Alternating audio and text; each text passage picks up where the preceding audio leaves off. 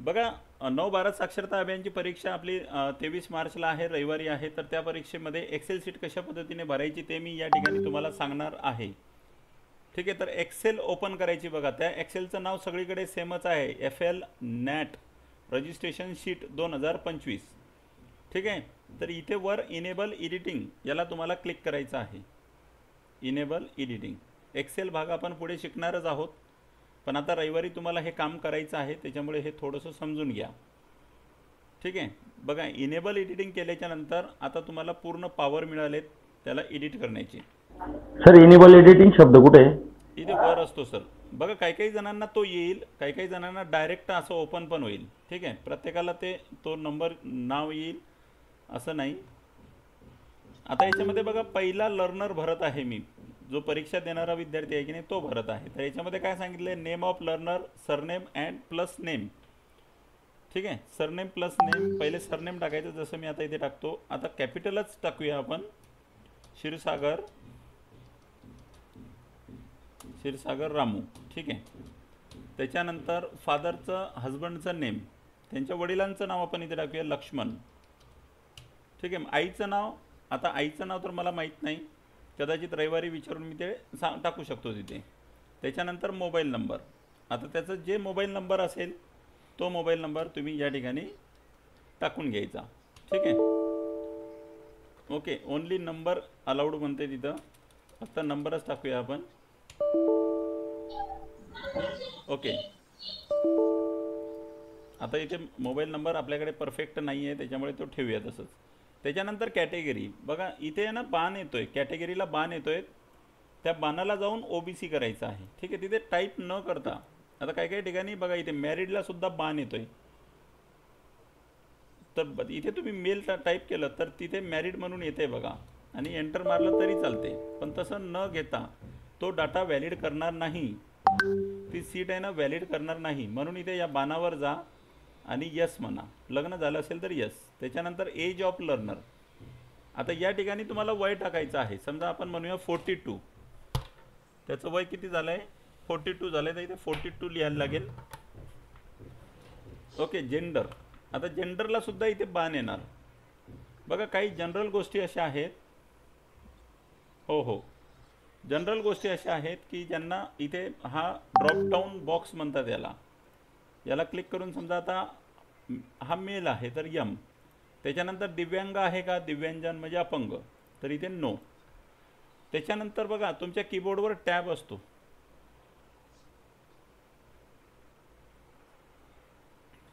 Okay, मी परत सांगतो एकदा, तुम्ही डोंट वरी, काळजी करू नका. हे जेव्हा मी दुसरा विद्यार्थी सांगेन ना, तेव्हा तुम्ही लक्ष ठेवजा मॅडम. ठीक आहे, ती ओपन केल्याच्या नंतर या ठिकाणी पहिले नेम ऑफ लर्नर, म्हणजे जो परीक्षेला बसला आहे त्याचं नाव, वडिलांचं नाव, आईचं नाव, मोबाईल नंबर, नंतर इथे कॅटेगरी बाणातून सिलेक्ट करायची. ठीक आहे, आता इथून पुढे महत्त्वाचं आहे, इथून पुढचं लक्षात घ्या. बघा, स्टेट कोड तिथे 27 ऑलरेडी दिलेला आहे. त्याच्यानंतर डिस्ट्रिक्ट कोड, म्हणजे तुमच्या युडायसमधले दुसरे 2 अंक. पहिले तुमचे हे 2 अंक झाले. डिस्ट्रिक्ट कोड कोणता असतो, तर तुमचे युडायसमधले दुसरे 2 अंक, जसं आमचं 09 आहे.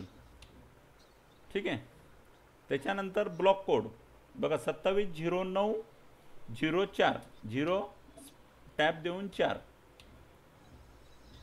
ठीक आहे, 0904. त्याच्यानंतर आहे, हे पुढे सरकवा असं, इथे आहे व्हिलेज कोड. आता 0904च्या पुढचे 3 अंक, 090408, 27090408. ठीक आहे, आणि स्कूल कोड असतो 009, 001. तुमचं जे असेल ते, म्हणजे युडायस नंबर या ठिकाणी तुमचा एक सरळ आला आहे बघा हा. ओके, या ठिकाणी मी तुम्हाला थोडंसं पिवळं कलर देऊन दाखवतो. तिथे 270904080001 हा युडायस नंबर आला. ओके, त्याच्यानंतर बघा, village ward registered of none illiterate. ठीक आहे, म्हणजे एकूण असाक्षर किती आहेत. ठीक आहे, आता याच्यामध्ये इथे मेल फिमेल असं काही दिलेलं नाही त्यांनी. ठीक आहे, मेल फिमेल त्यांनी काही दिलेलं नाही, पण आपण इथे समजायचं की इथे मेल, इथं फिमेल आणि इथे एकूण. ओके, तर आता समजा फिमेल आहेत माझ्या 5, सॉरी मेल आहे 1 आणि फिमेल आहे 5. ठीक आहे, नंतर इथे म्हणायचं 1, एकूण टाकायचे 6. त्याच्यानंतर ॲड्रेस. बघा, ॲड्रेस ऑफ लर्नर. लर्नर म्हणजे जो असाक्षर आहे त्याचा आपल्याला इथे ॲड्रेस टाकायचा आहे. तर आम्ही फक्त गावाचं नाव टाकतो खुर्सापार, जास्त मोठं टाकण्याची गरज नाही. डिस्ट्रिक्ट टाकायचं आहे नागपूर. ओके, स्टेट तिथं आलेलंच आहे. बघा इथे बाण आहे, या बाणात सगळे डिस्ट्रिक्ट आहेत. याच्यामध्ये जाऊन तुम्ही डिस्ट्रिक्ट निवडायचा या बाणात जाऊन. त्याच्यानंतर पिनकोड, तुमचा जो पिनकोड आहे शाळेचा तो टाकायचा. त्याच्यानंतर पुढे आहे बघा नेम ऑफ स्कूल, शाळेचं नाव ZPPS खुर्सापार शॉर्टकटमध्ये टाकायचं, ZPPS खुर्सापार. ॲड्रेस खुर्सापार फक्त.